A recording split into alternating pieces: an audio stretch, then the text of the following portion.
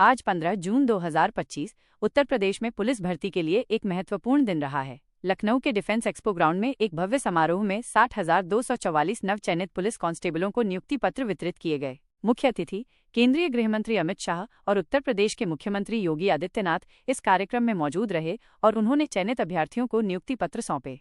खबर में आगे बढ़ने से पहले हमारे चैनल को सब्सक्राइब कर बेल आइकन ऑन कर लें ताकि आने वाली हर एक वीडियो आपके मोबाइल स्क्रीन तक पहुंचती रहे। सबसे बड़ी पारदर्शी भर्ती।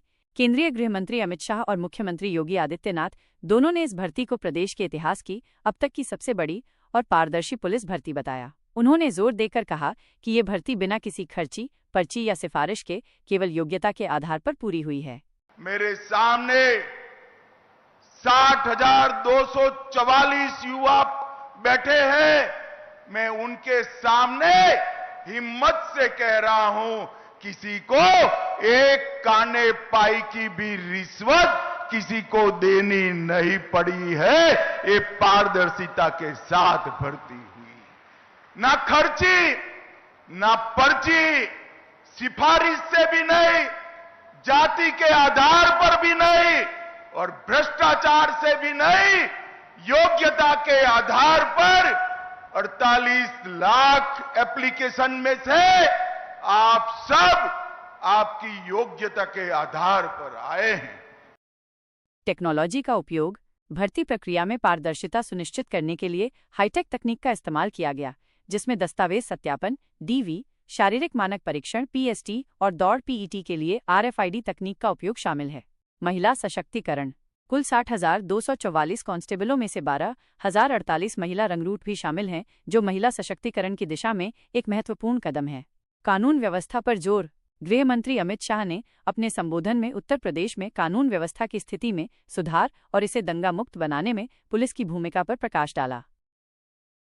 आप जब यूपी पुलिस का हिस्सा बनने जा रहे हो, तब दंगों का गढ़ माने जाने वाला उत्तर प्रदेश दंगा मुक्त हो चुका है। ये परंपरा को आपने आगे बढ़ानी है। यहां पर न्याय का शासन हुआ है, गुंडों का फरमान नहीं चलता, अपराधियों को वीआईपी ट्रीटमेंट नहीं मिलती। ये सारी व्यवस्था को 60,000 युवा आप लोगों ने आगे बढ़ाना है। राज्यव्यापी चयन। चयनित अभ्यर्थियों में उत्तर प्रदेश के सभी जिलों के उम्मीदवार शामिल हैं, जिसमें आगरा से सर्वाधिक 2,349 और श्रावस्ती से सबसे कम 25 उम्मीदवार चुने गए हैं। इसके अलावा बिहार, मध्य प्रदेश, राजस्थान, हरियाणा और दिल्ली जैसे अन्य राज्यों के 1,145 उम्मीदवार भी चयनित हुए हैं। सीएम योगी ने कहा, एक नियम है वर्दीधारी फोर्स के लिए, ट्रेनिंग में जितना पसीना बहेगा, जीवन में उतना ही कम खून बहाने की नौबत आएगी।